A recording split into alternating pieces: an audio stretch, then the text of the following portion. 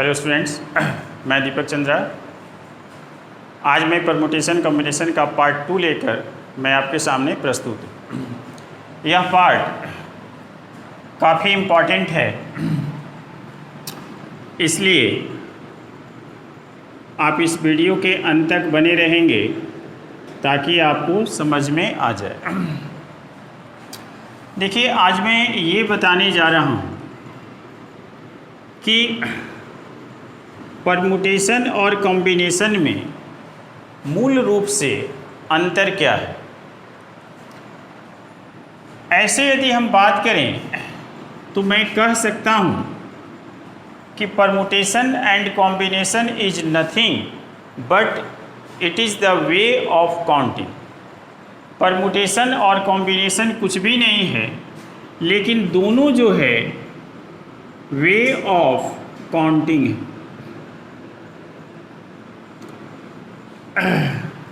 कैसे काउंटिंग करना है, काउंटिंग का रूल्स क्या होता है, ये सारी बातों की चर्चा हम लोग आगे वीडियो में करेंगे। लेकिन पहले हम लोग यह समझ लें कि क्वेश्चन देखने के बाद कैसे डिसाइड करेंगे कि this question belongs to permutation and this question belongs to combination.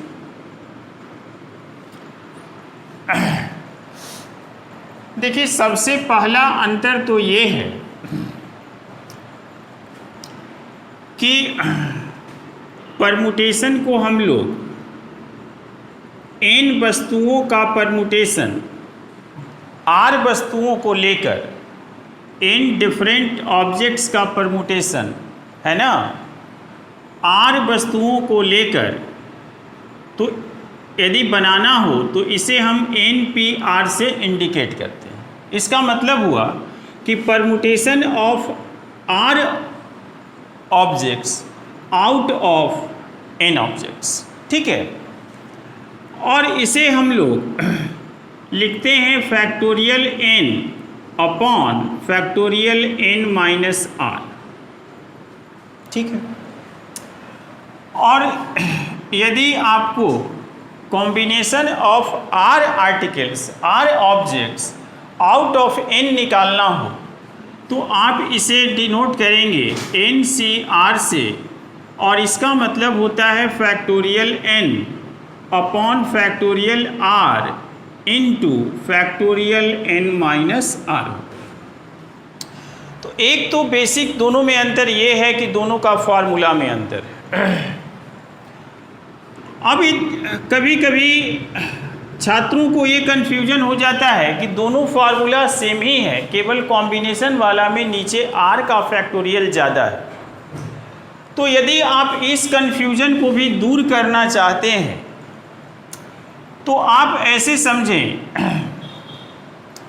कि NPR जो होगा वो NCR से, है ना। यदि टोटल ऑब्जेक्ट और सिलेक्टेड ऑब्जेक्ट सेम हो तो NPR is always greater than the NCR, ठीक है। तो दोनों का न्यूमरेटर जो है आपका सेम है, तो जिसका डिनोमिनेटर बड़ा होगा उसका वैल्यू छोटा हो जाएगा। और मैं ये बात पहले बता चुका हूँ कि NPR is always greater than NCR for the same total number and same selected numbers, ठीक है।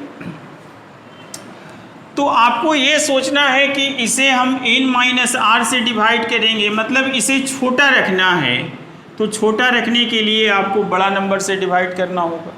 डिनोमिनेटर जितना ज़्यादा बड़ा होगा वो फ्रैक्शन का वैल्यू उतना ही छोटा हो जाएगा। आप समझ रहे हैं मेरी बात?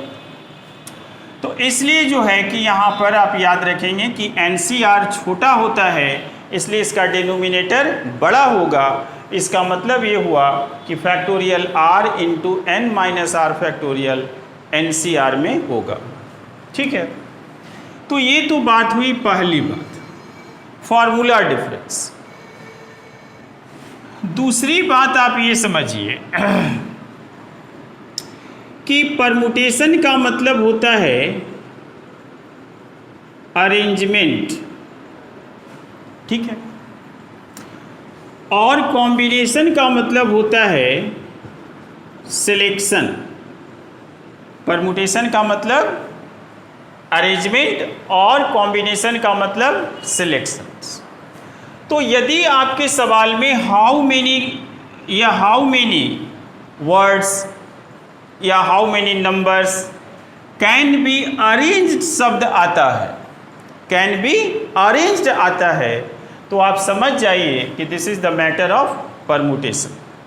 और how many groups, how many team can be selected शब्द आता है इंग्लिश में, तो आप समझ जाइए कि this is the matter of combinations. तीसरी बात है, यहाँ पर परमुटेशन में जो होता है ऑर्डर मैटर्स करता है, मतलब क्रम महत्वपूर्ण होता है। मैं इस एग्जाम्पल के थ्रू मैं आपको समझा रहा हूँ। और इसमें ऑर्डर जो होता है, order doesn't matter, does not matter, ठीक है। अब आप कहेंगे कि सर इसका क्या मतलब, तो आप ऐसे समझिए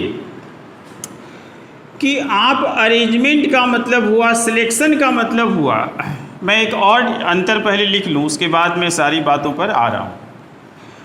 देखिए, परमुटेशंस का जो ग्रुप बनेगा उसमें रीअरेंजमेंट,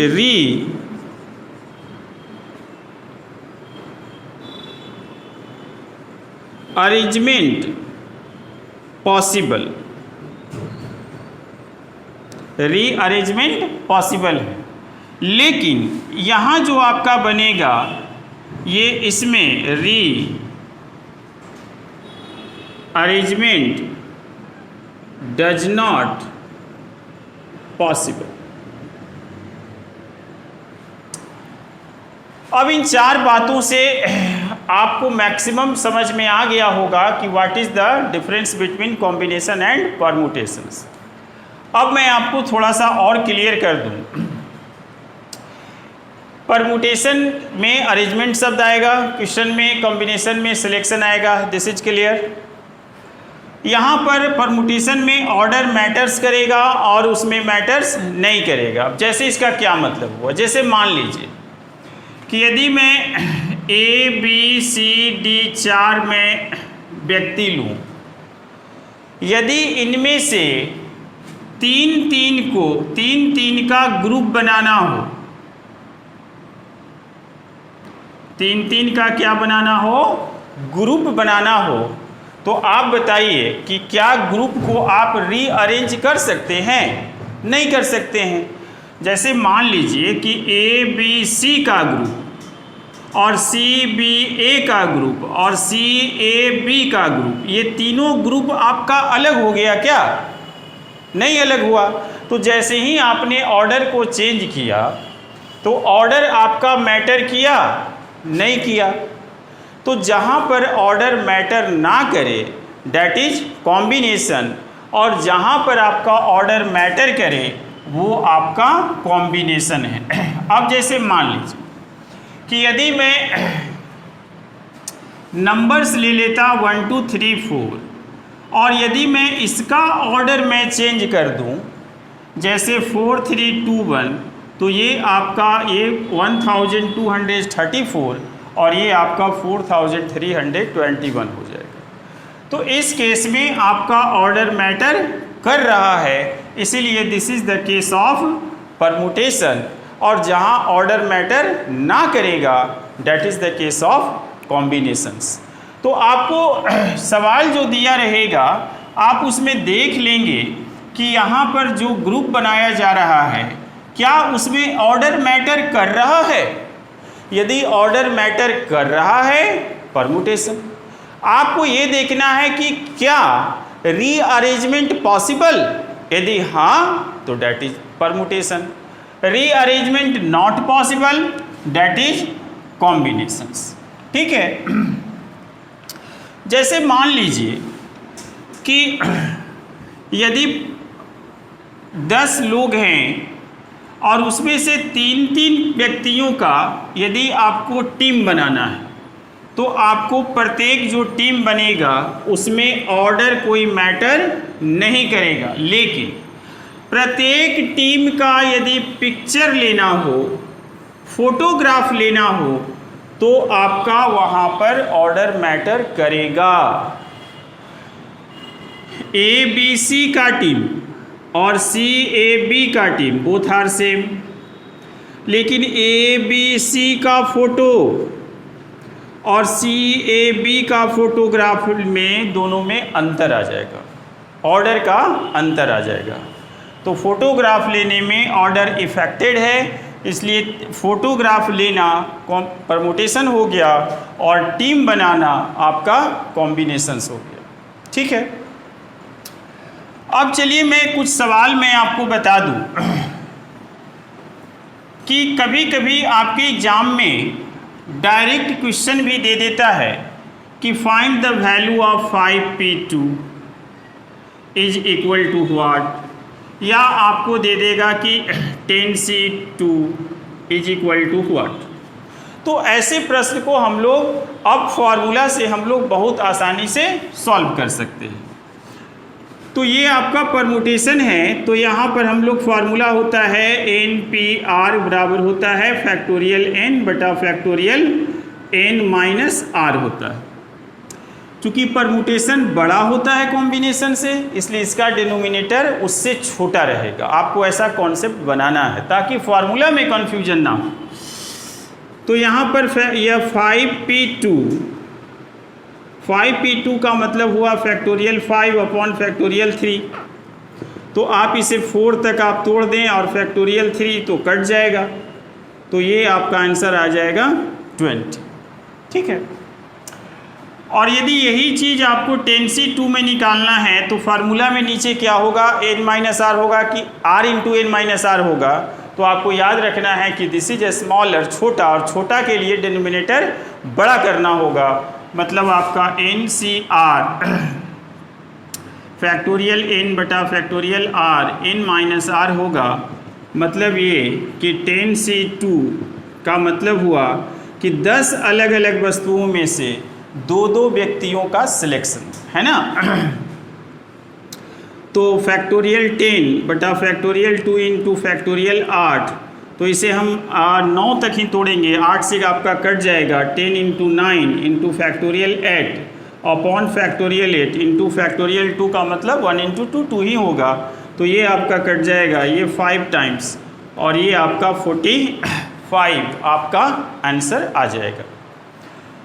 तो प्यारे या दोस्तों, बच्चों, आप सभी के सहयोग से चैनल धीरे धीरे ग्रो कर रहा है और मुझे इस बात की खुशी है कि मैं चंद्रा क्लासेस यूट्यूब चैनल पर विगत 1 माह से मैं वीडियोज़ को डाल रहा हूँ और आज चंद्रा क्लासेस फैमिली में 148 मेंबर्स जुड़ चुके हैं। मतलब कि टोटल जो है 148 व्यक्ति ऐसे हैं जो चंद्रा क्लासेस से लगातार जुड़े हुए हैं। आप इस सीरीज को, आप इस चैनल को आप लोग मिलकर आगे बढ़ा सकते हैं, आपसे यही उम्मीद करते हैं। Thank you.